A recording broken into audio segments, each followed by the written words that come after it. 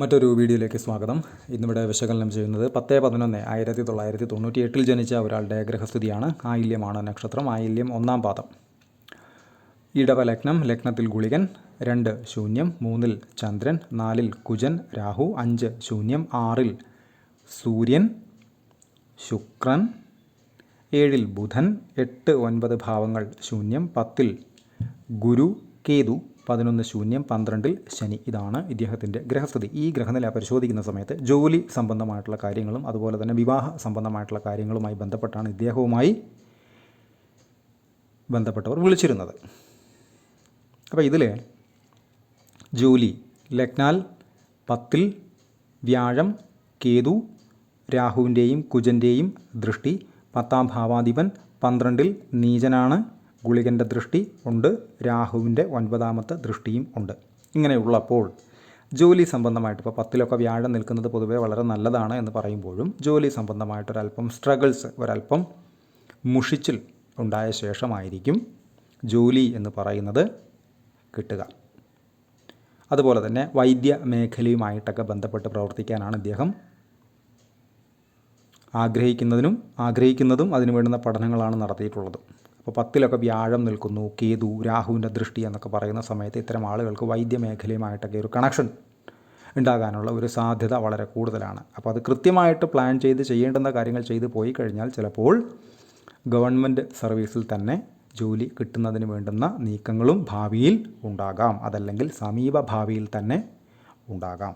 അപ്പോൾ അതിന് വേണ്ടുന്ന ശ്രമങ്ങൾ കൃത്യമായി തന്നെ നടത്തണം. വർദ്ധിത വീര്യത്തോടു കൂടി തന്നെ നടത്തണം. വാശിയോടെ തന്നെ നടത്തണം. അതല്ലാത്ത പക്ഷം ഒരു ശ്രമം നടത്തിയത് വിജയിച്ചില്ല, പിന്മാറുന്നു എന്ന് പറയുന്നൊരു മൈൻഡ് സെറ്റിൽ പോയി കഴിഞ്ഞാൽ അതെവിടെയും എത്തില്ല. കാരണം 10-ാം ഭാവാധിപൻ നഷ്ടസ്ഥാനത്താണ്, 12-ലാണ്.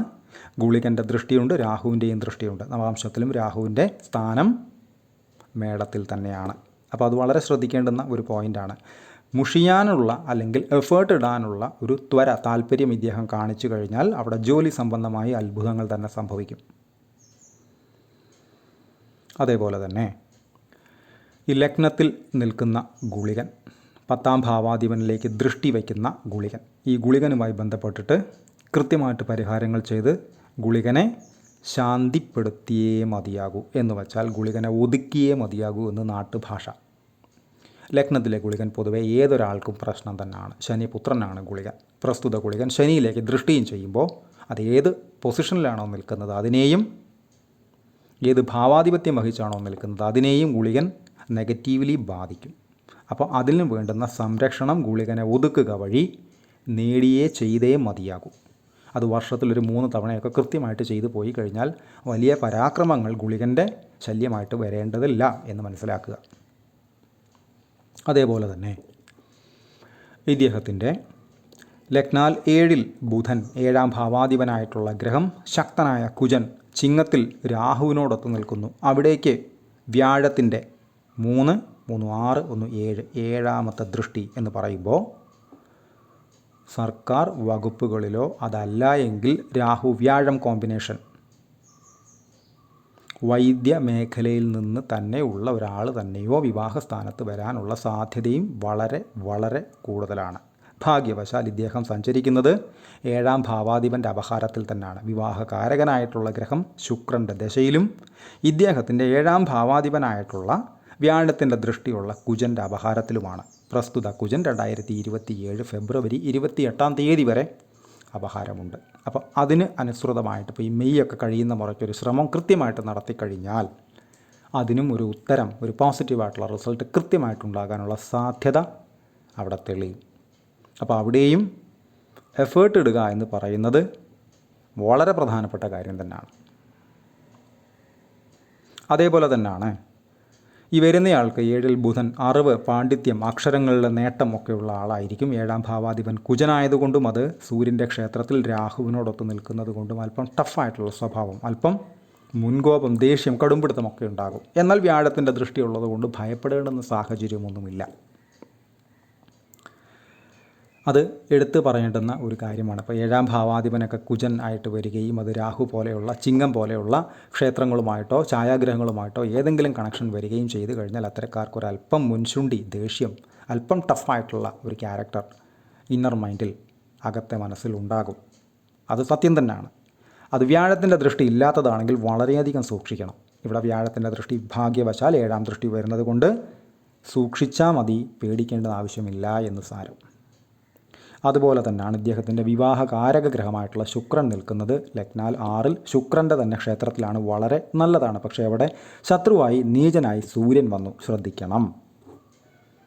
എന്നാൽ വ്യാഴത്തിൻ്റെ 9ാമത്തെ ദൃഷ്ടി അവിടേക്കും വന്നു. അപ്പോൾ ഒരു നെഗറ്റീവായിട്ടുള്ള അനുഭവം ആ ഭാവം കൊണ്ടും ഉണ്ടായിക്കഴിഞ്ഞാൽ തന്നെ വ്യാഴം അതിനെ കൃത്യമായിട്ട് വർക്ക് ചെയ്ത് അതിനെ പോസിറ്റീവാക്കുന്ന കാര്യം വ്യാഴം ചെയ്യും എന്ന് സാരം. വ്യാഴത്തിൻ്റെ ദൃഷ്ടി ഇല്ലാതെയാണ് ഇതിങ്ങനെ നിൽക്കുന്നതെങ്കിൽ വളരെ മോശമായിട്ടുള്ളൊരു കോമ്പിനേഷനാണിത്.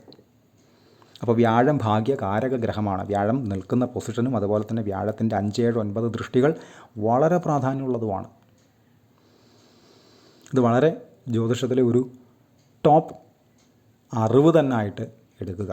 വ്യാഴത്തിൻ്റെ ദൃഷ്ടി വളരെ പരമപ്രധാനമാണ്. കാര്യം രാഹുവിൻ്റെയൊക്കെ ദൃഷ്ടി പല സാഹചര്യങ്ങളിലും മോശമായിട്ടും, ശനിയുടെയൊക്കെ ദൃഷ്ടി അല്ലെങ്കിൽ കുജൻ്റെയൊക്കെ ദൃഷ്ടി പോലും മോശമായിട്ട് ഭവിക്കുന്ന സമയത്ത് ഒരു മോശം ഉണ്ടായി നിന്നാൽ തന്നെ വ്യാഴത്തിൻ്റെ ദൃഷ്ടി അവിടെ വന്ന് തട്ടിക്കഴിഞ്ഞാൽ അത് പോസിറ്റീവായിട്ട് മാറും.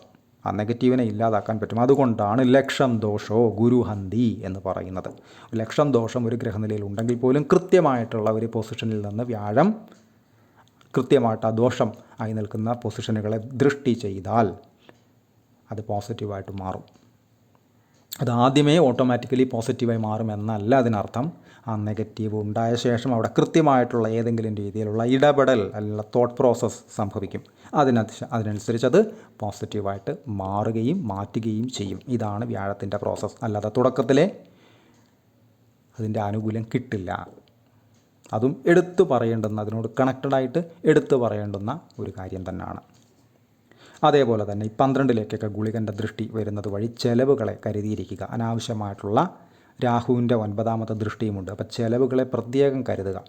അനാവശ്യമായിട്ട് ഇപ്പോൾ 500 രൂപയിൽ ചെലവിനെ നിർത്താൻ നോക്കിക്കഴിഞ്ഞാൽ അത് 1000 രൂപയാകുന്ന ധാരാളം ആളുകൾ വിളിക്കാറുണ്ട്. എന്തുകൊണ്ടാണത്? ധാരാളം പണം വരുന്നുണ്ട്, പക്ഷേ അത് കയ്യിൽ നിൽക്കുന്നില്ല. ഈ 12ാം ഭാവം വ്യയസ്ഥാനമാണ്. അവിടെ 1 ശനി നീചനാണ്, 2 ഗുളികൻ്റെ ദൃഷ്ടിയുണ്ട്, 3 രാഹുവിൻ്റെ ദൃഷ്ടിയുമുണ്ട്. അങ്ങനെയുള്ളപ്പോൾ പ്രത്യേകിച്ചും അത് ശ്രദ്ധിക്കേണ്ടതാണ്. ഉപരി സൂര്യനും ശുക്രനും അങ്ങോട്ട് ദൃഷ്ടി ചെയ്യുന്നുണ്ട്. അപ്പോൾ 12ാം ഭാവവുമായി ബന്ധപ്പെട്ട് ചെലവുകളെ കൃത്യമായിട്ടൊന്ന് വകയിരുത്തി തന്നെ വേണം മുന്നോട്ട് പോകാനായിട്ട്. അനാവശ്യമായിട്ടുള്ള കാര്യങ്ങളിൽ പണം ചെലവഴിക്കില്ല എന്നുള്ള ഒരു നിബന്ധന സ്വയം എടുക്കുക. അതിനനുസരിച്ച് കാര്യങ്ങളെ നീക്കിക്കഴിഞ്ഞാൽ ചെലവുകളുടെ തോത് കുറയ്ക്കാൻ സാധിക്കും. ഇദ്ദേഹത്തിൻ്റെ ദശകൾ എടുത്തു കഴിഞ്ഞാൽ ആയില്യമാണ് നക്ഷത്രം. ബുധദശയിൽ ജനിച്ചു, 2012 വരെ ബുധൻ, അതിനുശേഷം 7 കൊല്ലം കേതു, 2019 വരെ, അതിനുശേഷം ശുക്രൻ 2039 വരെ, അതിനുശേഷം സൂര്യൻ 2045 വരെ, ശേഷം 10 കൊല്ലം ചന്ദ്രൻ, ശേഷം 7 കൊല്ലം കുജൻ 2062 വരെ, ശേഷം രാഹു, ഗുരു, ശനി എന്നീ ക്രമത്തിലാണ് അദ്ദേഹത്തിൻ്റെ ദശകൾ കടന്നു പോകുന്നത്. അതിൽ തന്നെ 20 കൊല്ലം ശുക്രൻ്റെ വലിയ ദശയുണ്ട്, അതിൽ തന്നെ രാഹുവിൻ്റെ 18 കൊല്ലം വലിയ ദശയുണ്ട്. അപ്പോൾ അതെല്ലാം ഓരോ നാളിനനുസരിച്ച് വരുന്നതാണ് ദശകളെന്ന് പറയുന്നത്. അതിൽ തന്നെ ജന്മശിഷ്ടം എടുക്കുന്നത് വളരെ നോക്കിയും കണ്ടു വേണം. ബർത്ത് ടൈം, ജനന സമയം എങ്ങനെയാണ് എന്ന് കൃത്യമായിട്ട് അറിയേണ്ടുന്നതാണ്. അതിനനുസരിച്ചാണ് ജന്മശിഷ്ടം വരിക. അപ്പോൾ 17 കൊല്ലമുള്ള ബുധദശ തന്നെ ചിലപ്പോൾ അത് 10 കൊല്ലം കിട്ടാം, ചിലപ്പോൾ അത് 15 കൊല്ലം കിട്ടാം, ചിലപ്പോൾ അത് 2 വർഷവും കിട്ടാം. അത് ജനന സമയത്തെ അടിസ്ഥാനമാക്കിയിരിക്കും. അതേപോലെ നടപ്പ് ദശ ശുക്രനിൽ കുജനാണ്, 29/12/2025 തൊട്ട് നേരത്തെ പറഞ്ഞു 28/2/2027 വരെ. ശ്രമിച്ചാൽ വിവാഹം പോലെയുള്ള ഭാഗ്യാനുഭവങ്ങൾക്ക് സാധ്യതയുള്ള ഒരു സമയം തന്നെയാണ്. അതിന് കൃത്യമായിട്ട് പരിഹാരങ്ങളുണ്ട്, അത് ചിട്ടപ്പടി ചെയ്യുക.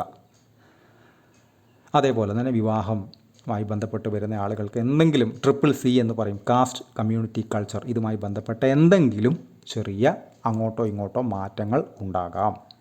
7ാം ഭാവാധിപൻ രാഹുവിനോടൊത്ത് നിൽക്കുന്നത് കൊണ്ടാണത്. അപ്പോൾ അത് വരുന്ന സമയത്ത് കൃത്യമായിട്ട് വേണ്ട രീതിയിൽ തന്നെ അതിനെ സമീപിക്കുക.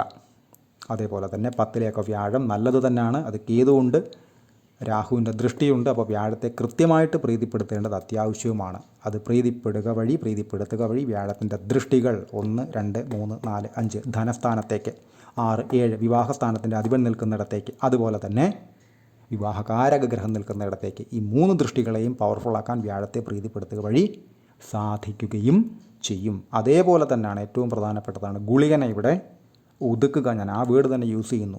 കണിശമായിട്ടും പരിഹാരങ്ങൾ ചെയ്ത് മുന്നോട്ട് പോവുക. കൺസൾട്ടേഷൻ ആവശ്യമുള്ള ആളുകൾക്ക് ഈ നമ്പറിൽ കോൺടാക്റ്റ് ചെയ്യാവുന്നതാണ്. കോൺടാക്റ്റ് ഡീറ്റെയിൽസ് ഡിസ്ക്രിപ്ഷനിൽ കൊടുത്തിട്ടുണ്ട്. ഇത്തരം വീഡിയോസ് ഇനിയും തുടരും. നന്ദി.